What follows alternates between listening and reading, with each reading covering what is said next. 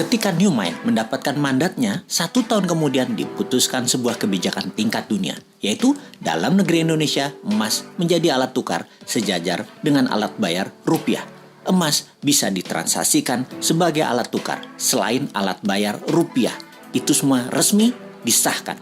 E-Gold adalah transaksi berbasis fisik emas dan digital dengan menyediakan 10.000 ATM Gold dalam 3 tahun di seluruh Indonesia.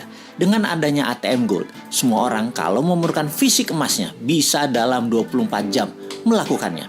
Kemudian, transaksi antar negara dengan Indonesia akan menggunakan emas sebagai alat tukarnya 3 tahun kemudian setelah kebijakan nasional itu dijalankan. Diharapkan dalam 3 tahun setelah hal ini, semua di regional ASEAN, e-Gold menjadi alat tukar resmi antar negara ASEAN dan negara Selatan Pasifik. Dalam 5 tahun, seluruh tambang emas Indonesia menjadi underlying emas fisik e-Gold. Semua ini sesuai dengan pasal 33 Undang-Undang 45 bahwa kekayaan alam milik rakyat 100% dan menjadi base transaksi 24 negara, negara ASEAN dan negara Selatan Pasifik, dari ujung Burma sampai Guam. Kemudian masuk ke seluruh negara di dunia yang berpenduduk mayoritas Islam dan negara yang kuat pendanaan syariah seperti Inggris dan Uni Eropa dalam 5 tahun setelahnya. Maka dalam 15 tahun setelah kebijakan diterbitkan, ditargetkan 50% transaksi dunia menggunakan e-Gold. Emas adalah pengadil yang adil. Indonesia akan menjadi negara pertama bebas inflasi. Kemudian diikuti negara-negara regional dan dalam 15 tahun 50% dunia bergabung dalam dunia tanpa inflasi. Harga emas akan dibuat diam, tidak bergerak, tidak di-floating lagi berdasarkan demand dan supply agar oligar dan globalis tidak bisa bermain harga. Harga emas akan diam, dipatok diam. 1 gram emas sama dengan 1 juta rupiah. Sisa dunia menyesuaikan harga tersebut.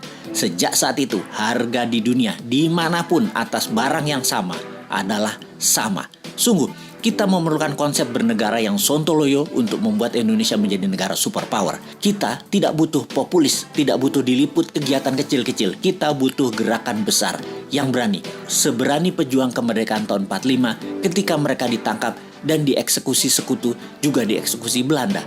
Mata mereka tidak terpejam, wajah mereka tenang, tidak menunjukkan ketakutan atau kemarahan. Wajah mereka seperti diliputi cahaya. Itu kesaksian banyak para tentara asing yang bertempur melawan kesatria bambu kuning tersebut. Semua itu membuat mereka ragu perjuangan mereka, para tentara sekutu dan Belanda itu. Karena di bawah sadar mereka tahu, kesatria bambu kuning ini dibela alam, diberkahi Allah, Tuhan semesta alam. Karena itu mereka segera sadar dan mundur. Segitu besar pengaruhnya bahwa keyakinan membawa kebenaran hakiki oleh pejuang kita di tahun 45 bisa memerdekakan bangsa yang besar milik dunia ini.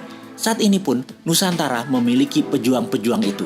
Nusantara sudah masanya bergerak.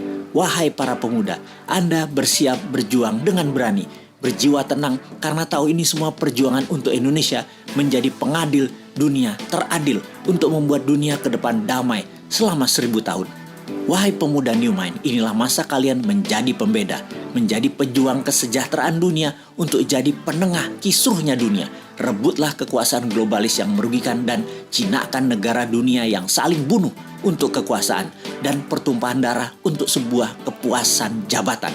Sudah itu semua. Sebar terus pemahaman New Mind yang bisa membuat Indonesia menjadi negara superpower segera.